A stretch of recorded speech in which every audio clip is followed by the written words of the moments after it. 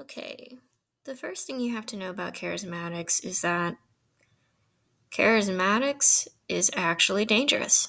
This is not something a lot of people would say, but if you don't pray regularly, I would not recommend charismatic prayer at all. Because first, I would recommend that you pray regularly. Regular would look like maybe a rosary a day, or even just morning prayers, night prayers, every day. Just prayers that are consecutive every single day for you. And then I might recommend charismatic prayer, but then I would recommend a spiritual director first. Either way, I actually would not recommend charismatic prayer unless you pray regularly. Now, why am I saying it's dangerous? Well, being charismatic means you're opening yourself to the spiritual world. Essentially, you are proclaiming that you are ready for spiritual warfare. Now, all us Christians are familiar with spiritual warfare is, but spiritual warfare as a charismatic, it's a little bit different. Charismatics can receive messages from God. However, the other side has a voice too. Sometimes coincidence happen a lot in your life. There is no coincidence, it's just God. And sometimes it seems like the other side is doing something funny today, like a near car accident, or your car gets towed. Yeah, those can be signs too, unfortunately. Basically, being charismatic is just not easy. It's always being cautious and always listening to God's voice and always discerning, praying, meditating, and never just checking the answer once. It's always pray about it again and again. And if the answer is still yes and it feels good in your heart, then okay, maybe this message is right. Now, here's another thing, the other side has a voice. And yes, they say things. And heck, we're humans, we're gonna sin. So it's even more difficult as a charismatic. You have to recognize signs in which they are leading you or distracting you because they don't want you to have an intimate relationship with God. Now, the best way to be able to hear God's voice well is to pray in a holy environment, which are churches or even Mass, perhaps Eucharistic adoration, or if Jesus is not exposed, adoration. Basically, consecrated grounds. Now, if you can't go to church every day, which is fine, and you would like to do charismatic prayer safely, then you would need to have pray at a blessed place. For example, get your house or apartment blessed. Get your car blessed. Which, by the way, you don't have to be charismatic to get your car blessed. I highly recommend you get your car blessed, actually. Highly. Please. But blessed areas are usually a good place to do charismatic prayer. Now, if for some reason you cannot get your place blessed, there are ways to protect yourself. I still would recommend getting your place blessed first, more than anything. If your place is not blessed, the best way to protect yourself would be Benedict medals. If you don't know what they are, they're circular medals with Benedict on the back. And cross, but like an X with words around it on the front. These medals are meant to deter other side influences. There's even part of an exorcism prayer on, I believe, the front. If not, I will link more information on what Benedict medals are. But they are quite powerful, and so wearing one, if you are charismatic, I highly recommend. Another thing I would recommend is holy water. Spraying your room with holy water is very effective. If you do not have holy water, you can always get a bottle and after Mass go to a priest and ask him to bless it. And that's it. You have holy water. Sometimes Catholic churches have holy water refills. And if that's not the case, then again, the bottle method works pretty dang well. Another way to get holy water is to bring an empty bottle and use it to get holy water from the baptismal fount.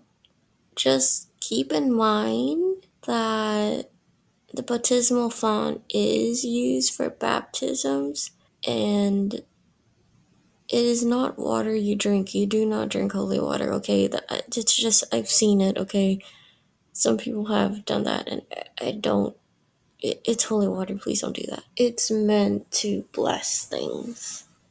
But I still would recommend getting a bottle of water and asking the priest to bless it and then marking it.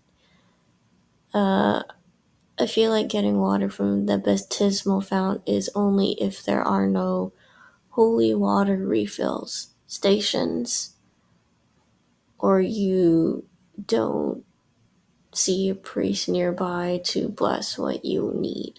If that's the case, then yes, take some holy water from the baptismal fount. Also, I would recommend is blessed salt.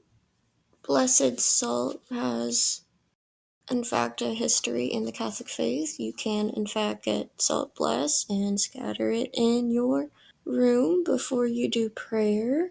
To get blessed salt, again, you would bring salt to a priest, explain why you want it. I feel like it's very important to explain this stuff. If you live in a city area, usually most priests are familiar with blessed salt. It's not the most common knowledge, but it is knowledge in the Catholic Church that we do use blessed salt. So, again, like the same as the holy water, getting salt and getting it blessed, and since salt does not evaporate, it is quite effective. Medals and scapulars are also really good physical things to protect yourself during prayer. Medals like the miraculous medal has a rich history. It is asking the intercession of Mother Mary, and she's massive help, so take advantage of that. Scapulars are really good too. There are different kinds. They come in different colors. I would recommend you actually do research on scapulars. The most popular scapular is the Carmelite scapular. Again, Mother Mary's intercession is associated with the brown scapular. Now, all the colored scapulars were approved by the Catholic Church, and they are usually associated with a vision of some sort. So, again, just pray, research, and get it blessed.